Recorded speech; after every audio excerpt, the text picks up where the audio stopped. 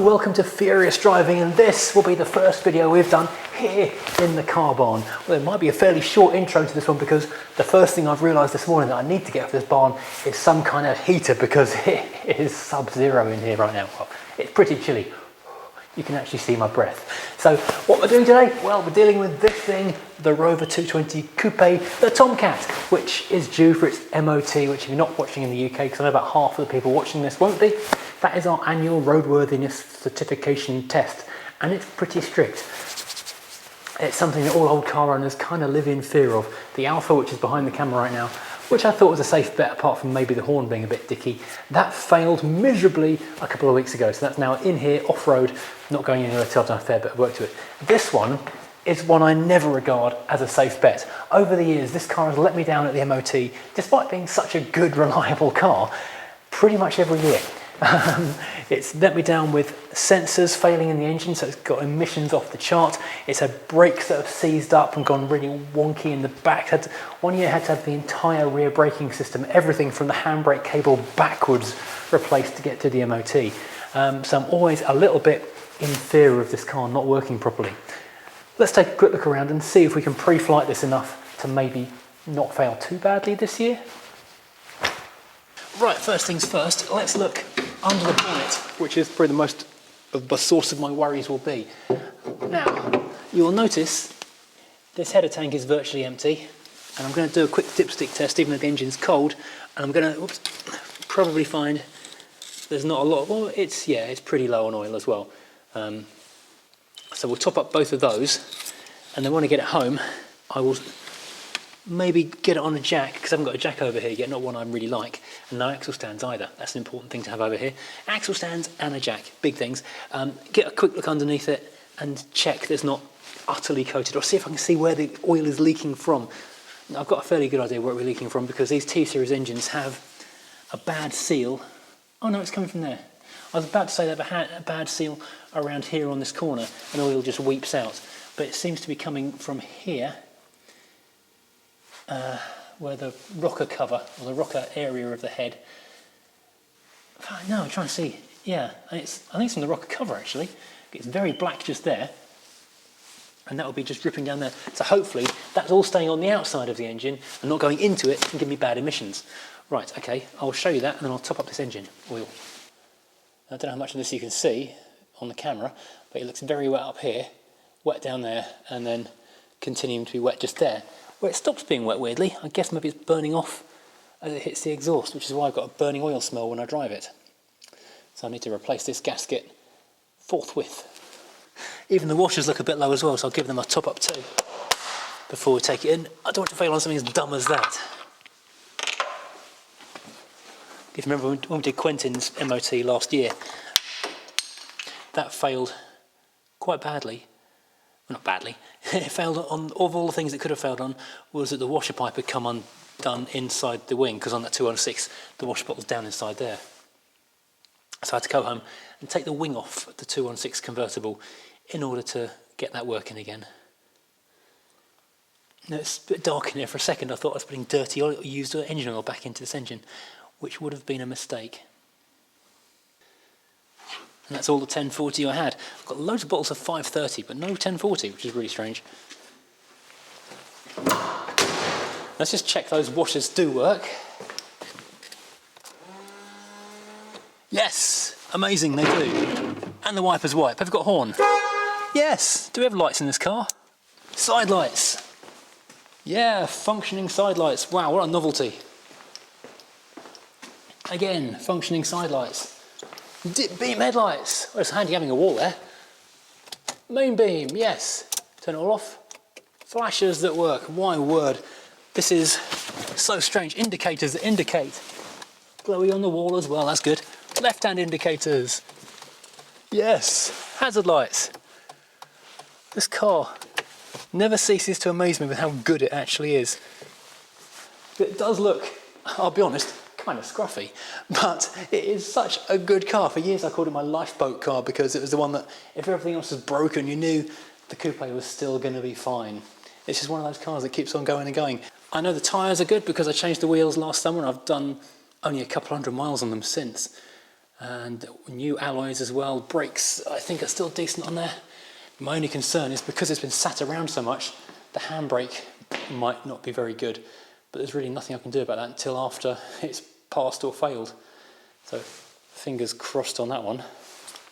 Well now, apart from just giving it a good run to blow out the cobwebs, clear out the catalytic converter, get everything, well, Italian tune-ups really, and give the brakes a good work through, nothing I can do apart from take it home and top up those washers. So let's take it home.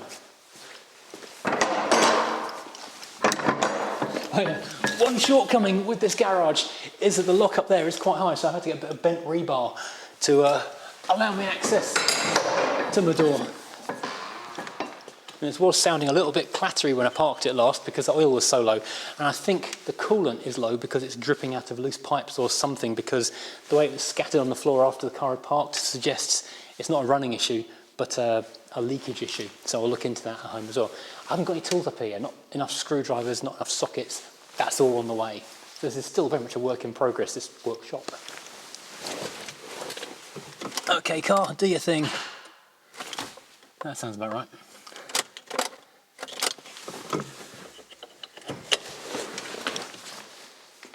I think this might be a bad connection because it's a brand new battery that's been disconnected.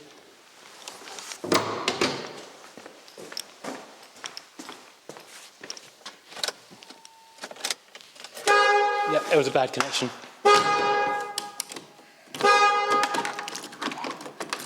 And I've not got metric spanners up here yet, so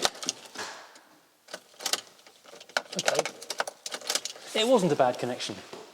Security thing done up. That's pretty tight. That's pretty tight. How has a battery that's not been connected to anything gone flat and it's fine last time? Oh, alarm.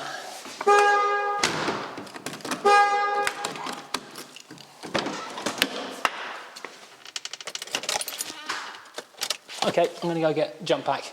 Lucky I brought a jump pack. I shouldn't have said nice things about this car. It's going to hoot now, isn't it?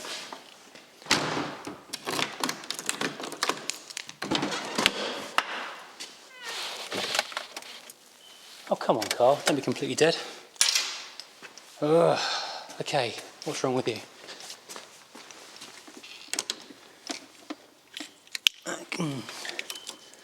So I'll find an imperial spanner that matches that metric nut. That's tightened up, and this battery was actually a little bit loose. Well, it is loose on the floor because I've been swapping it between cars, so I do need to go and tighten up the restrainty thing before I take this and present it for its test, because that's another fail.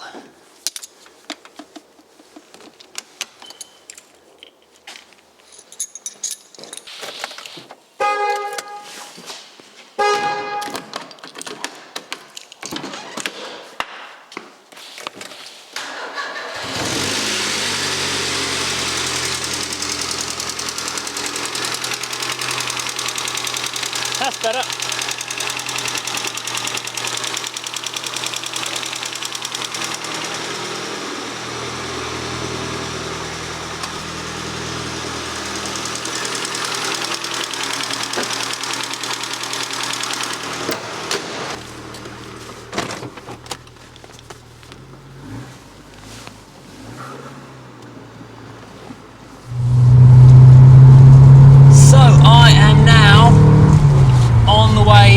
To the MOT station.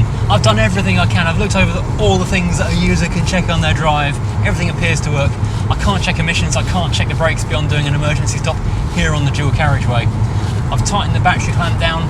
It wasn't seated quite right, now it is. That's all good, I hope. I've just put some V-power in the thing so that it's running as well as it possibly can. And now I'm giving it a bit of an Italian tune-up. I'm not going that fast, but I am holding it in a lower gear to get the engine warm and blow out the catalyst. So, you know, maybe that'll be all good. So I want the thing to go on the ramp with the engine hot, not a cold test, which is never good. Try and make it as easy and as likely for the thing to pass. I've said this before on the channel, I've 2 MOT stations I use depending on what the car is. There's a localish one where I can get back home fairly easily on my own in not too much time and leave the car there. But he never has time to do any remedial work. So if the car fails, I've got to go back, fix it within 7 days, and I'm on my own. So I generally only take cars there if it's a fairly safe pass. like the Alfa was the other day, which is now in the garage for the next, I don't know how long will I sort everything out. The other one, it's my friend Trevor's garage, where he doesn't MOT himself, but he pre-MOTs it and finds any problems before the test. Generally costs a little bit more because he will find something, but if anything fails, he will fix it, and I'll just go pick the car up a day or so later, and it's just running as it should do, which is great. But it's at least 45 minutes to get there, 45 minutes to get back, so like a 2-hour trip each way to get there, and I've got to put someone else out of their day twice to go and drop the car off and collect it. So that's why I don't use it for absolutely everything, because at the moment, this week, I can't get any lifts over there. This car is running really well. I don't know why it would fail, but I always have that kind of nagging thing. There's wooden dashboard, and touch wood, it'll pass, touch wood, and all that. So it's nagging down that maybe it's gonna go kablooey.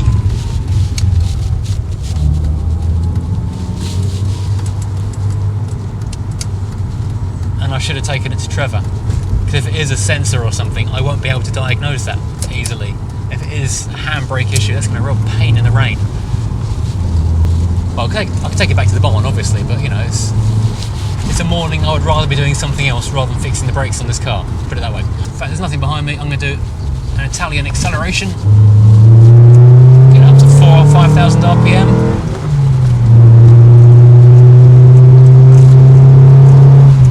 Get the temperature up, get the cobwebs blown out, hope for the best. Well, good news! This thing actually passed its MOT with not a single advisory on the sheet. It's astonishing. I don't know why I was worried so much. This car is about the scruffiest thing on my fleet. If you look around it in person, you would be amazed that it's such a good runner. It rattles a bit on the road, it's got rust spots on the rear arches, the paint has got lacquer flake all over the place. In many ways it looks terrible, but underneath it's a really, really sound car. It's the one that I always worry about the most when it comes to the MOTs, but maybe I should stop worrying, because it turns out the lifeboat car is still watertight. Amazing! I went in, I got a text from the garage saying your car is ready to collect. I checked on the DVLA website, and I was actually, my heart was beating faster as I typed in the number plate into the website, and it hadn't updated yet. It still said MOT till 13th January 2022, and I had to quickly check my phone. Is it actually 22? Hang on, wait a minute. No, it's not updated yet. So went back to the garage to collect it, went into the workshop. No mate, nothing to worry about with that one. I couldn't believe it.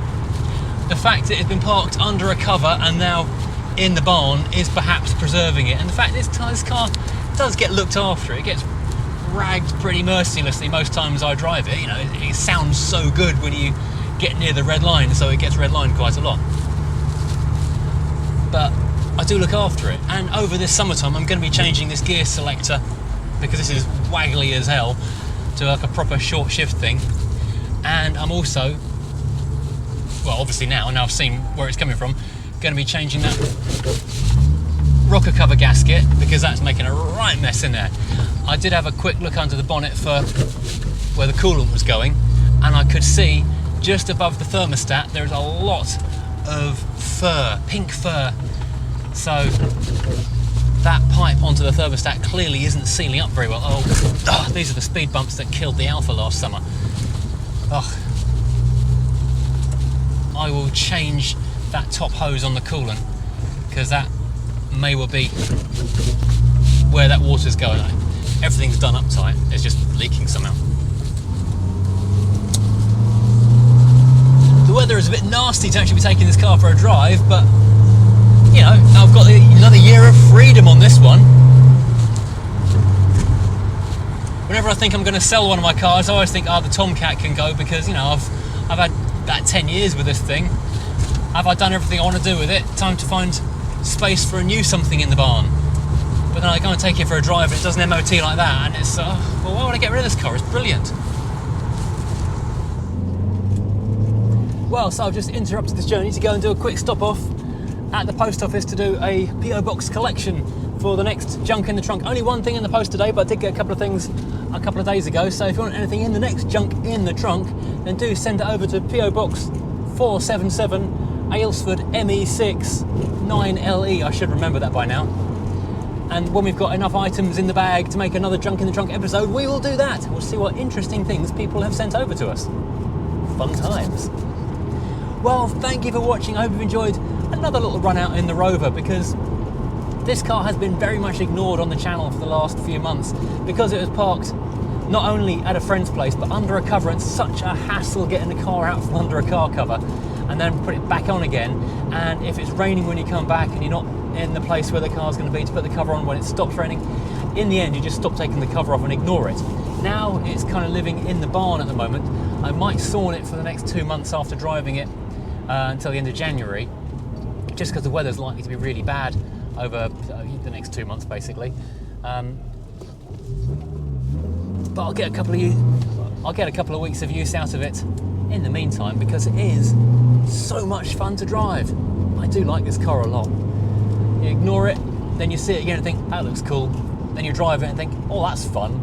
It's not actually very fast, but it feels really quick. So, you know, it's a good compromise so you can have a bit of a laugh and not get in trouble, which I think is probably a good thing. Rightio, thank you for watching, and if you're wishing me luck at the beginning of the video when we head off to the garage, then thank you for crossing your fingers for us. And well, I know this was a slightly different video because we got lucky and didn't do any actual tinkering, but it was good news, which is nice for a change. So yeah, but regardless of that, please do hit the like and subscribe buttons. It's hitting that subscribe button makes a massive difference to the channel, and if you want to help support the channel in another way, then do please consider hitting the Patreon or join buttons, because running a fleet of cars for your entertainment is a surprisingly expensive experience, and that really does help us keep the projects moving along swiftly. So yeah, thank you very much indeed if you do that, and join me again next time doing, well, I don't know what we're doing next. Probably the Crown Victoria again, or the Alfa, or the Mini needs some work, or the Rover 2000, which you've not seen in a very long time, or the V8, or the VI. Oh my god, there's too many to do!